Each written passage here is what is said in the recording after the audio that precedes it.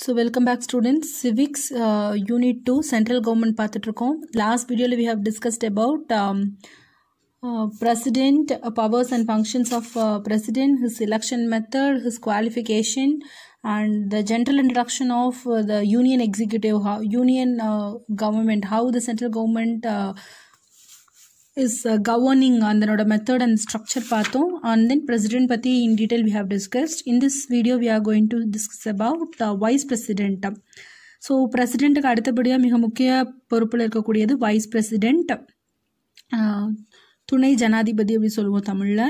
And then he holds the second highest office in the country. First highest office வந்து president, second highest வந்து vice president. presidentக்கு அடுத்து rankingல இருக்கக்கூடியது vice president.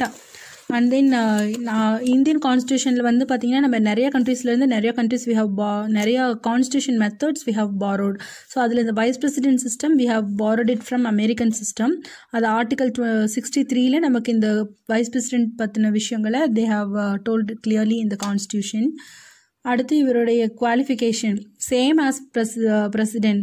He should be a citizen of India. He must have completed 35 years of age. He or she must not hold any office of profit. எந்த ஒரு government ரிகார்டிங்காவோ ஸ்டேட்டில் local கவர்மெண்ட்டில் யூனியனில் எந்த ஒரு ப்ராஃபிட் ஏர்ன் பண்ணுற மாதிரியான பொசிஷன் ஜாபில் இவங்க இருக்கக்கூடாது. அண்ட் ஒன்லி ஒன் டிஃபரன்ஸ், நம்ம பிரசிடென்ட் பார்த்தீங்கன்னா he should be a member of லோக்சபான்னு பார்த்துருப்போம். இங்கே vice president, coming back to vice president, he should be a member of Rajya Sabha. That is the only difference between the president and vice president qualification. Vice President should be a member of Rajya Sabha, whereas President should be a member of Lok Sabha. Why நம்ம வந்து Rajya Sabha member Vice President அப்படின்னா எல்லாத்துக்குமே தெரியும், Vice President is the chairman of Rajya Sabha. அவர் தான் presiding officer of Rajya Sabha. Whereas in Lok Sabhaல யார் presiding officer அப்படின்னா speaker.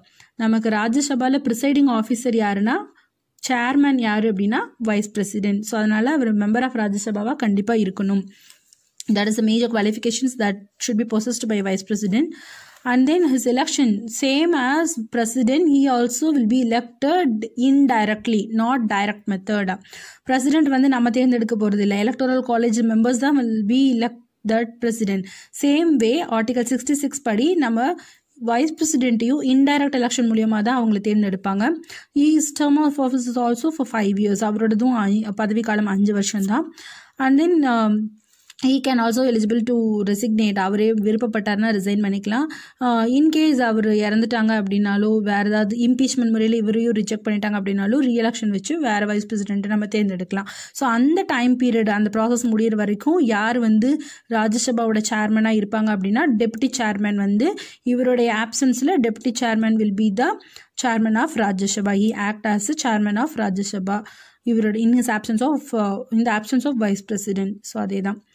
And then இங்கே பார்த்தீங்கன்னா பிரசிடென்ட் அண்ட் வைஸ் பிரசிடென்ட் இவங்க ரெண்டு பேருமே, இப்போ பிரசிடென்ட் இங்கே வந்து இன்கேஸ் அவர் ஏதாவது அஃபிஷியல் டூராக போயிருக்காங்க, இன்கேஸ் அவருடைய இல்னஸ் ஏதாவது இருக்குது அவருக்கு, அந்த மாதிரி டைமில் president cannot come to his office இல்லையா. At the time vice president will take over his functions. அவருடைய பொறுப்புகள், ரெஸ்பான்சிபிலிட்டிஸ் எல்லாம் பிரசிடென்ட்டோட பொறுப்புகள் எல்லாத்தையும் வைஸ் பிரசிடென்ட் பார்த்துப்பாரு. வைஸ் பிரசிடென்ட்டோட பொசிஷனும் இப்போ இல்லை, பிரசிடென்ட்டும் இல்லை வைஸ் பிரசிடென்ட்டும் இல்லை கண்ட்ரியில் அப்படின்ற பட்சத்தில் அப்போ யார் வந்து அந்த பிரசிடென்ட்டோட பொறுப்பில் இருப்பாங்க அப்படின்னா சீஃப் ஜஸ்டிஸ் ஆஃப் இந்தியா, இந்தியாவின் தலைமை நீதிபதி அப்போ பிரசிடெண்ட்டாக செயல்படுவார். இந்த மாதிரி 1969 ஒரு தடவை நடந்திருக்கு. அப்போ ஹிதயத்துல்லா அப்படின்றவர் தான் பிரசிடென்ட் ஆஃப் இந்தியாவாக இருந்திருக்காரு. அவர் actually chief justice of India. So இதை தாண்டி இப்போ எலெக்ட் பண்ணுறாங்க வைஸ் பிரசிடென்ட் இல்லையா. ஸோ அவரை ரிமூவல் பண்ணுறதுக்கும் வி ஹாவ் மெத்தட். அதான் இம்பீச்மெண்ட் பார்த்தோம் இல்லையா, அதே மாதிரி தான் இங்கேயும். அதே மாதிரி இங்கேயும் வந்து பார்த்தீங்கன்னா resolution should be passed in both the houses. First council of states, அங்கே வந்து ராஜ்யசபா அதில் வந்து எல்லா மெம்பர்ஸும் ஒத்துக்கிட்டு 2 house, first council of state ராஜ்யசபாவில் ஒத்துக்கிட்டு ரெசல்யூஷன் பாஸ் பண்ணி அந்த தீர்மானம் வந்து லோக்சபா ஹவுஸ் ஆஃப் பீப்புளுக்கும் கொண்டு போகணும். அங்கேயும் அந்த ரெசல்யூஷன் தாக்கல் பண்ணி ஓகே ஆயிடுச்சு அப்படின்னா மட்டும்தான் அவர் வந்து நம்ம ரிமூவ் பண்ண முடியும். ஸோ அந்த மாதிரி தாக்கல் பண்ணுறதுக்கு முன்னாடி 14 டேஸ்க்கு முன்னாடியே அவங்களுக்கு வந்து நம்ம அஃபிஷியலாக நோட்டீஸ் கொடுத்துருக்கணும், தெரியப்படுத்தியிருக்கணும். அடுத்து ஃபங்க்ஷன்ஸ் ஆஃப் வைஸ் பிரசிடென்ட். இவரோட ஃபங்க்ஷன், மெயின் ஃபங்க்ஷன்ஸ் என்ன அப்படின்னா ஆல்ரெடி ஹவ் டோல்ட் யூ, இவர் தான் ex officio chairman of Rajya Sabha. அப்போ ஆட்டோமேட்டிக்காக அவர் தான் வந்து ப்ரிசைடிங் ஆஃபீஸரும் கூட. And he decides the order of the house. யார் வந்து பேசணும், யார் வந்து எந்த இடத்துல என்ன பண்ணணும். ஃபஸ்ட்டு இந்த ராஜ்யசபாலாம் பேசுகிறதுக்கு முன்னாடியே they have to submit their அந்த ஆப்ளிகேஷன் வந்து இவங்க கிட்ட தெரியப்படுத்தணும். ஸோ இந்த மாதிரி ராஜ்யசபாவோட ஹேப்பனிங்ஸ், அந்த ஹவுஸ் ஆஃப் த ஆர்டர், இது எல்லாத்தையும் பார்த்துக்க மிக முக்கிய பொறுப்பு வந்து இவருக்கு தான் இருக்குது. அண்ட் தென் ஹீ சம்மன்ஸ், இவர் வந்து he not summons, he can suspends or adjourns the house in case of a grave disorder. ஏதாவது விவாதங்கள் ரொம்ப எல்லாம் மீறி போகுது, கண்ட்ரோல் இல்லாமல் போகுது அப்படின்னா அந்த அவையை ஒத்தி வைக்கிறாங்க இல்லையா, ஸோ ஸ்பீக்கர் தான் ஒத்தி வைப்பாங்க லோக்சபாவில். அதே மாதிரி இங்கே சேர்மன் வந்து ராஜ்யசபாவோட சேர்மன் வைஸ் பிரசிடென்ட். ஸோ இவர் பார்த்து அந்த அவையை ஒத்தி வைக்கிறான். அதுக்கான டியூட்டிஸ், அதுக்கான ஒரு அதிகாரம் இவர்கிட்ட இருக்குது. அண்ட் தென் பிரசிடெண்ட் இல்லாத சமயத்தில் அவருடைய டியூட்டியை பார்த்துக்கிற பொறுப்பும் இவர்கிட்ட இருக்குது. பிரசிடெண்ட் இன்கேஸ் அவருடைய ரெசிக்னேஷனை சப்மிட் பண்ணணுன்னாலும் இவர்கிட்ட தான் சப்மிட் பண்ணுவாங்க.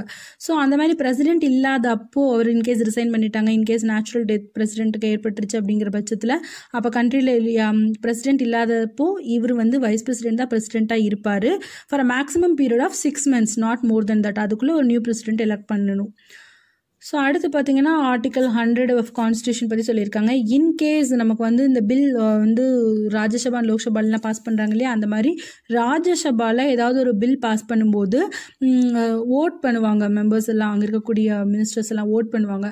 அப்போ ஒரு டை சுச்சுவேஷன் வருது அப்படின்னா ராஜ்யசபாவில் இவர் மட்டும் he has the veto power அப்படின்னு சொல்லுவோம் இல்லையா, அந்த மாதிரி he has the power to vote. இவர் எந்த ரெண்டு அணி சார்பாக இருக்குது அப்படின்ற பட்சத்தில் ரெண்டுமே ஈக்குவல் ஓட்ஸ் வந்திருக்கு, டையாக இருக்குன்ற சுச்சுவேஷனில் இவர் வந்து ஓட் பண்ணலாம். அப்போ இவர் யாருக்கு வேணாலும் ஓட் பண்ணலாம் இவருடைய விருப்பத்தின் பேரில். ஸோ அப்போ வந்து இவர் கொஸ்டின் கேட்குற ரைட்ஸ் யாருக்குமே கிடையாது. அண்ட் தென் அதுதான் இவர் அப்போஸ் பண்ணுற இவரோட டெசிஷனுக்கு அப்போ எல்லோரும் கட்டுப்பட்டு தான் ஆகணும். இவர் அப்போஸ் பண்ணுறதுக்கு நோ ஒன் ஹேஸ் ரைட்ஸ் தான். ஸோ அலாங் வித் தட் இங்கே ஒரு இம்பார்ட்டன்ட் ஜிகே கொஸ்டின் நம்ம ஸ்கிப் பண்ணிட்டோம், பிரசிடெண்ட்டோடது. So that's all about vice president.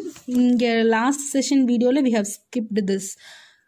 எல்லாத்துக்குமே தெரியும் பிரசிடென்ட்டோட office it is in new Delhi, அது ராஷ்டிரபதி பவன் அப்படின்னு சொல்லுவோம். Both office and his residential area ரெண்டுமே அதுதான். அந்த ராஷ்டிரபதி பவன் தான் official residing and office of president. அது இல்லாமல் 2 அஃபீஷியல் ஆஃபீஸ் இவருக்கு இருக்குது. ஒன்று ரீட்ரீட் பில்டிங், அது சிம்லாவில் இருக்குது. இன்னொன்று ராஷ்டிரபதி நிலையம், அது ஹைதராபாத்தில் இருக்குது. This is in north and this is in South. So இந்த எதுக்காக அப்படின்னா என்டையர் கண்ட்ரியும் அவருக்கு அட்மினிஸ்டர் பண்ணணும் ஒன்று, இன்னொன்று யூனிட்டி ஆஃப் த கண்ட்ரியோட ஒத்துமையையும் இது உணர்த்துது அப்படின்னு சொல்கிறாங்க. So that's all about president and vice president of India. So president and vice president 2 பேர்த்துமே பார்த்தாச்சு. In next video will discuss about prime minister and council of minister. So thank you children.